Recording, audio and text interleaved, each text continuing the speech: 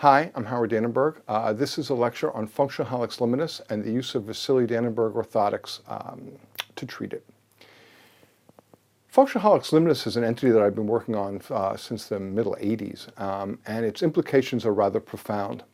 In order to understand why it's a problem, let's first talk about how it is that we power a step. Humans walk by pulling. We step forward with one leg while the other is on the ground. And as we take a step, it's that ability to stride forward that allows us to move. What's interesting about swing phase is it works forward, it works backwards, it works left, it works right. You always step in the direction you're going to move. So the active limb for walking is really the swing limb, and the passive limb is really the standing limb. And so what happens is we kick out and we raise our body weight to an apex. We lift up, our head reaches the high point in the middle of the step, and then from that point, we literally fall forward. And as we fall forward, it's our weight that drives the supportive standing limb out from under us. So we fall forward, the limb extends, and that creates a rearward thrust against the ground, allowing for normal ambulation in a highly efficient way. In order to do that, though, we need to be able to raise our heel off the ground during the one-legged support phase. And that's why we have dorsiflexing MTP joints, the joints where the toes meet the foot. They're rather elegant in their design. The fascia does not connect into the metatarsal heads, nor anything but the capsules. The metatarsal heads are actually suspended over the plantar flat pad, allowing them to rotate freely as we step over the foot. And this allows us to step over a completely planted foot with full weight on it, and it also activates what's known as the windlass effect. So we have this ability to move from behind the planted foot to ahead of the planted foot while we're walking. And when this happens, we activate what's known as the windlass effect. The windlass effect was described in 1954 by J.H. Hicks in the Journal of Anatomy in one of his articles known as Mechanics of the Foot, parts 1 to 4. If you've never read the originals, you should. They're really rather fascinating. At any rate, so the windlass effect is a condition where when the fascia connects from the heel, passes the metatarsal heads and connects into the bases of all 5 toes, the largest being the great toe, and then that's 50% bigger than the second, which is 50% bigger than the third, etc.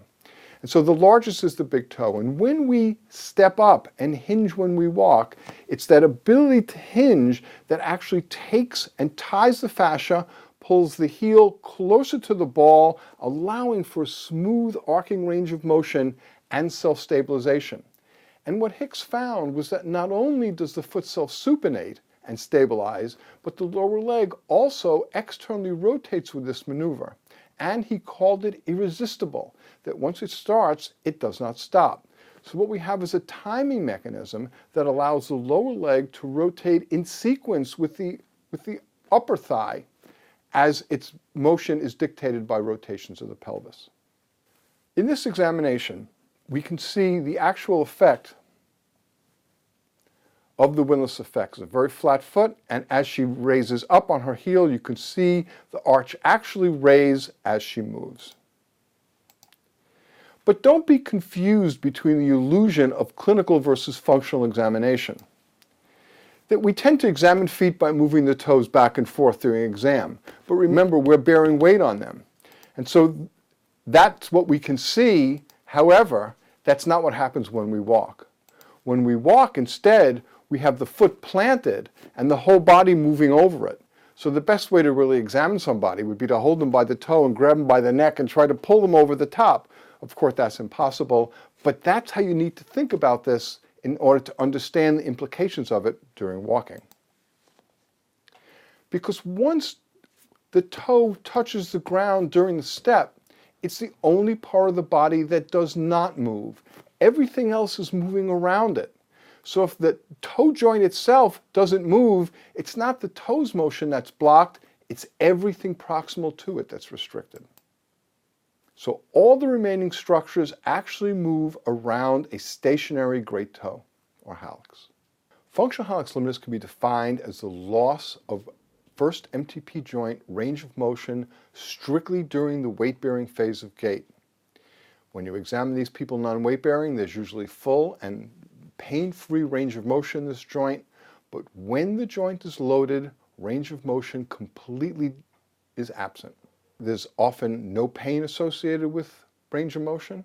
There may be no pain within the foot itself, and the accommodations for this may actually be postural or structural, and they may have pain in the knee, particularly pain in the low back. There's a real connection between these two. And so a non-painful foot may seem as though it's not related to the problems that they may describe, when in fact it truly is. When viewing functional hallux limitus as a dynamic entity, that's when you realize the implications of this. The toe joint allows us to lift the heel off the ground as we stride forward. And so if the toe joint can't bend, either the arch is going to accommodate, or heel lift is going to be negatively impacted, or some combination of both.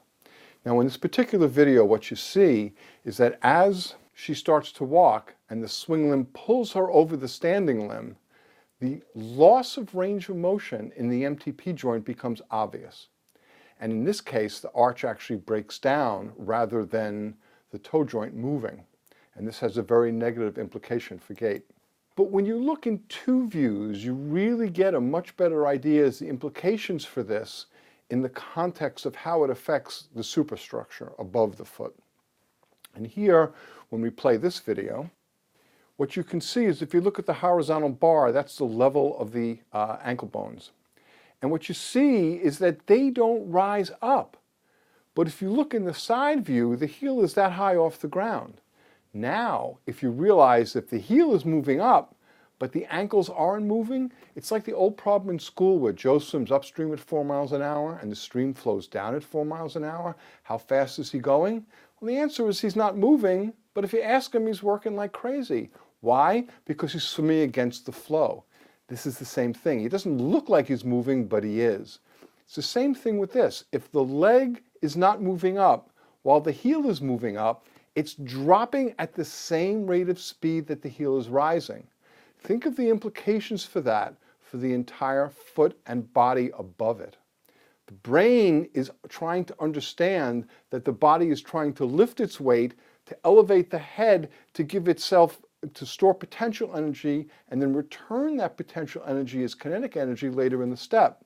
If you don't rise up, you can't fall down. And so when we look at a rear view, and it certainly looks like the calcaneus has rotated out from under the heel. This is the classic root version of rear foot varus and its functional implications on the foot. However, when we realize that when we look at a side view and the heel has raised, however, the toe joint didn't bend, so the leg drops instead, now we realize that the leg is sitting at 90 degrees to the foot, like this. And so what happens is that there's got to be some type of rotation. We know the subtalar joint is screw-like, so when the leg drops, it's going to internally rotate. As that internal rotation occurs, the effect is that it's going to make it appear as though the heel has rotated out from under, when in fact the leg has fallen and dropped down and inward. What are the postural implications for this? If we watch the video that you see now, this is a man with ankylosing spondylitis. He can walk for about 5 or 10 minutes, and then he has to sit down because of the pain. He's completely flexed over. He looks at the ground for his entire life. This is the same fellow, still with ankylosing spondylitis, but now it's 11 months later. He's been treated with orthotics that mobilize the first MTP joint. Notice how much more erect he stands and what a difference he has. He obviously still has ankylosing spondylitis. It didn't cure his disease, but recognizing that the process of a mechanical dysfunction in the presence of an inflammatory disease is part and parcel to this man's disability. If that can be changed, then the entire process, it can become effectively treated. Vasyli-Dananberg orthotics are specifically designed for that purpose, to take and create an environment so that functional hallux limitus cannot develop. That instead what happens is that you allow the first metatarsal to plantarflex and allow the toe to slightly dorsiflex, and do that by removing a series of plugs underneath the metatarsal head. There are two because first metatarsal length varies. So you remove the one which is directly under the metatarsal head, and that in and of itself will allow for normal plantar flexion to occur and actually allow the foot to function, the natural support mechanism, the windlass effect to operate, and allow them to step over their feet and stride effectively. While pain could be managed in many, many different ways, recurrent pain needs a specific treatment aimed at the cause of the recurrence. Abnormal gait certainly fits that as a model. Using a heat moldable, first-ray adaptable Vasyli-Dananberg orthotic will allow you to treat this the day the patient comes into the office, and specifically, if they've been having a problem that lasted for a long time, I can promise you their foot is swollen. After you treat them effectively, the swelling is going to go down and the device is not going to fit anymore. In traditional ways, you'd have to remake that orthotic, but now you just reheat it, remold it to them, and they're good to go. These devices last between 12, 18 to even 24 months depending on activity levels, are highly effective, fit easily inside shoes, and hopefully you'll be able to use these to treat your patients in an effective way.